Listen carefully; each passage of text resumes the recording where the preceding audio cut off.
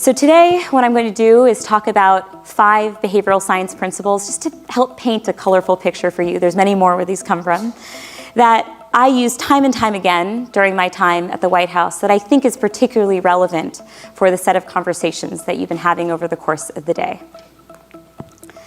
So the first principle is called social identity priming. And what it says is that people tend to act in ways that are consistent with the identities that they either currently associate with or aspire to associate with. The Red Cross ran an experiment that leveraged this insight. They were sending letters to people who had previously donated to the Red Cross and were appealing to them and asking them whether they'd be willing to donate again. And they ran this A/B test, and what they found is that when they simply reminded the recipients of this letter that they had been previous donors, prime them for their identity as charitable, generous people with golden hearts, they found that that identity priming led to a 30% increase in charitable contributions. And impressively, priming people for their identity as donors actually made them more generous. They increased the magnitude of their charitable contributions relative to the previous year. Now, we use this insight in government as well. So, for example, we were trying to support people who were unemployed, who were on unemployment insurance, trying to help them return to work and find jobs. And it's really important that we not refer to this population as claimants. We refer to them as job seekers. Similarly, when we were trying to create resources and handbooks for people that were leaving prison, important for us to call these population members of the community, people who are also searching for work. These small changes in framing can have a huge impact.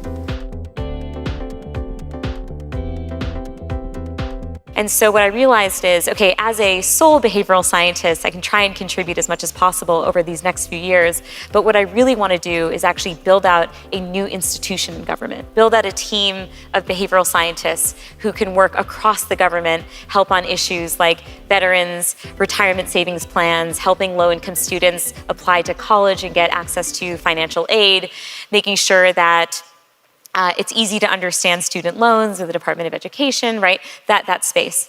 I can't tell you the number of times that I was told I couldn't do this. I had no mandate, I had no budget. And because, again, I didn't come in, I wasn't commissioned to do this, like no one, President Obama wasn't like, hey, Maya, you should start a behavioral science team. I actually had to earn credibility. I had to put myself on his map over my time in the White House. It led me to take a much more organic approach to building the team. And I think, my prior brain had thought, oh, if you want to get something done at the White House, you write a long policy proposal, and then someone really important somewhere just either decides to sign the dotted line or not, right? And that's not at all actually how, at least my experience worked. Yeah. It was instead knocking on every door I could possibly knock on, evangelizing the insights that I was bringing to bear on the policy challenges they were facing. It was trying to create safe spaces for experimentation, which is already a very novel concept. Yeah. It was trying to get quick wins on the board so that my peers in government felt like they were empowered to ask for more and to collaborate further with me. It was trying to convince outside partners. Yeah. Heather, you were one of them. Yeah. That's how Heather and I met, like the University of Chicago, to invest in my little startup team in government and to loan us experts from the outside world when I didn't have a budget to hire people internally. And it was very much a, startup in your parents' basement type of feel. But eventually, I think, again, because I was just earnest about what could happen, and I didn't take no for an answer, and I tried to build support in the most organic way possible. We actually had an effort that succeeded.